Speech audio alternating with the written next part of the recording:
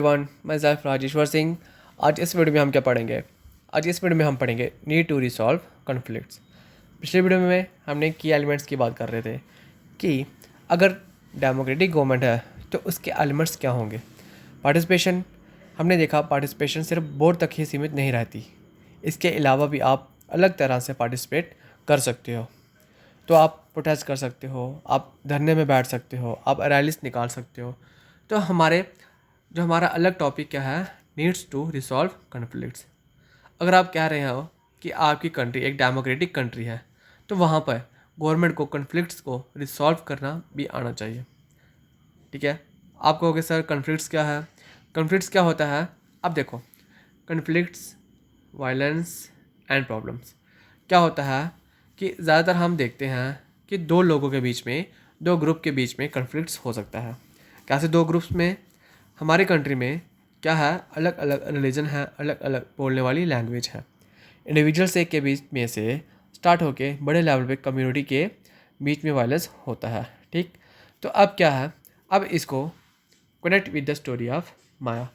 इसको माया के स्टोरी से जोड़ कर देखो। कैसे? हमने देखा कि वहाँ पे कॉन्फ्लिक्ट था। माया की कहानी में क्या देखा था?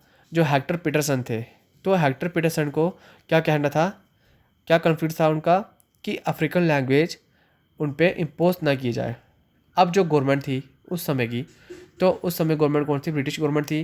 तो उन्होंने कहा कि आप जुलू लैंग्वेज नहीं बोल सकते हो। तो उसके चलते कॉन्फ्लिक्ट्स हुआ। कॉन्फ्लिक्ट्स के चलते क्या देखने को मिला हमें कि गोली चला दी, हेक्टर पीटरसन के ऊपर गोली चला दी। Do you think police shooting of hectors could have been avoided? How? कैसे? अब अवॉइड कर सकते थे उस चीज़ को, तो कैसे कर सकते थे? पुलिस ने सीधा गोली चला दी। अब कॉन्फ्लिक्ट था, ठीक है, प्रॉब्लम्स थी, तो उस कॉन्फ्लिक्ट को वायलेंस ज़रूरी था क्या? क्या उसको? तो सोचो आप कि अगर आपके बीच में कोई कॉन्फ्लिक्ट्स होता है तो हमेशा लड़ना ही सोल्यूशन होता है? नहीं। क्यों? आप बात कर सकते हो। बात करने से क्या होता है? बात करना सबसे बढ़िया चीज़ होती है। आप किसी इंटरमीडिएटर को ले आओ, आप दोनों के बीच जो कॉन्फ्लिक्ट है, तो तीसरा आपको जो कॉमन फ्रेंड है उससे सॉल्व करवाएं। ठीक है।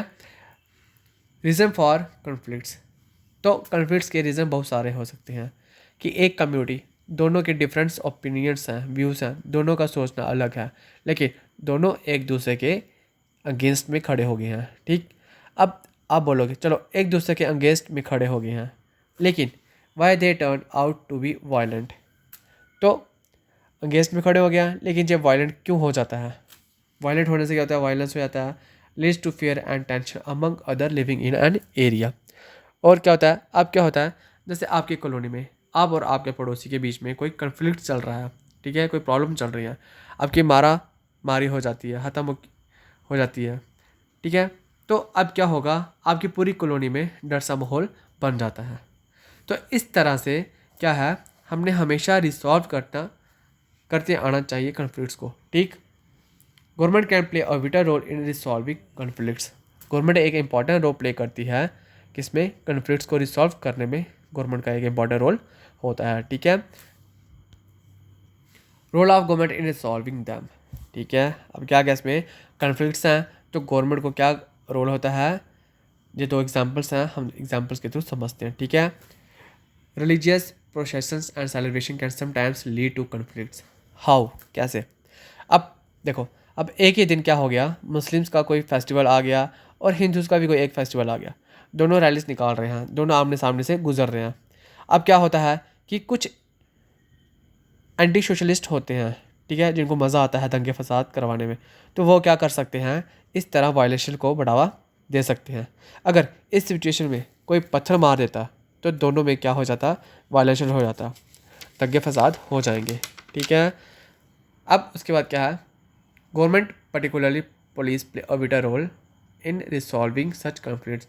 तो इसमें क्या होता है, जैसे कोई यहाँ पे हिंदुज़म की रैली निकल रही है एंड मुस्लिम की निकल रही है, तो जो गवर्नमेंट है, जो पुलिस का ज़्यादातर क्या होता है? इंपॉर्टेंट रोल रहता है। आप देखते हो कि कोई रैली निकलती है तो पुलिस आगे आजू बाजू होती है, अपने वॉकी टॉकी से कंट्रोल करती है सारे सिचुएशन को, तो इसमें पुलिस का क्या रहता है? इंपॉर्टेंट रोल रहता है।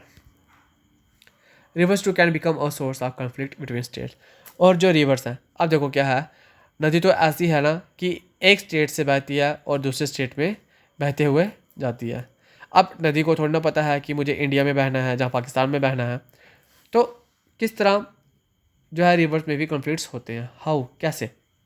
जैसे एग्जांपल क्या है, Kaveri water disputes between Karnataka and Tamil Nadu के बीच में। अब जैसे जहाँ कर्नाटका से क्या है, कावेरी रिवर है, कर्नाटका से ओरिजिनेट होती है, ठीक है, और बहते हुए कहाँ जाती है वो, तमिलनाडु में।